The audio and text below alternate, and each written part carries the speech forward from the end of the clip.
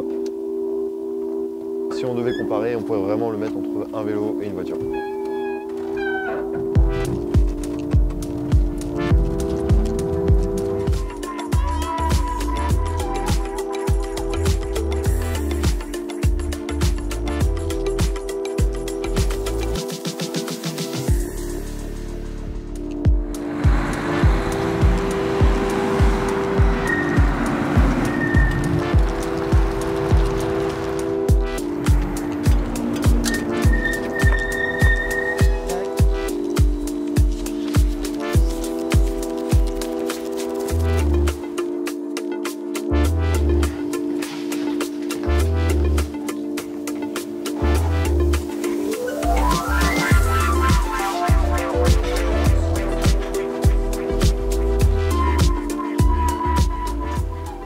On sait qu'aujourd'hui 96% du parc véhicule utilitaire léger, qui est principalement diesel en Europe, ne pourra plus rentrer. Donc on est à la veille en fait, d'un changement majeur et en profondeur de l'usage de la voiture dans nos centres.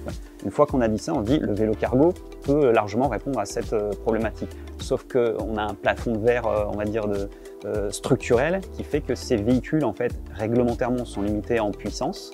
Et donc derrière, on a aussi des questions sécuritaires, on a des questions en fait, d'aménagement en fait, des voies cyclables. Et donc se pose un certain nombre de problématiques. Il y a aussi des questions de distance avec les plateformes logiques, tout un tas de problématiques qui s'ajoutent et on voit que le vélo cargo ne pourra pas faire 100% du taf.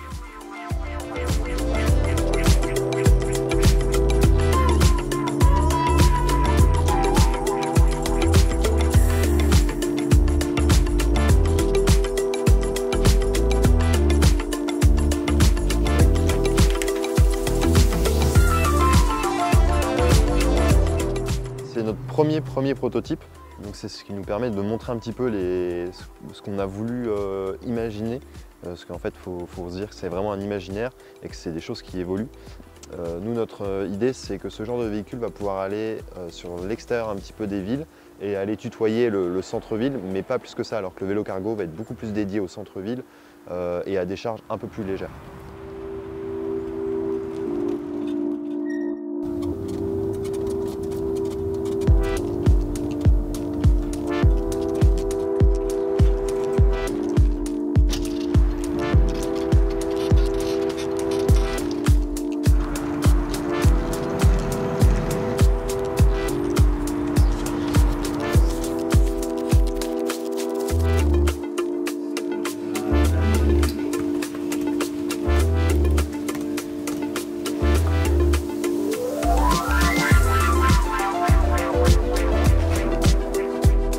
Ce véhicule, en fait, il a été conçu avec une idée d'avoir un impact environnemental qui est le plus faible possible. Donc la première chose qu'on essaie d'avoir un impact, c'est le poids. Donc on a divisé par 5 la masse et en fait en divisant par 5 la masse, ça réduit quasiment automatiquement l'empreinte environnementale par 5. C'est un calcul vraiment très simple.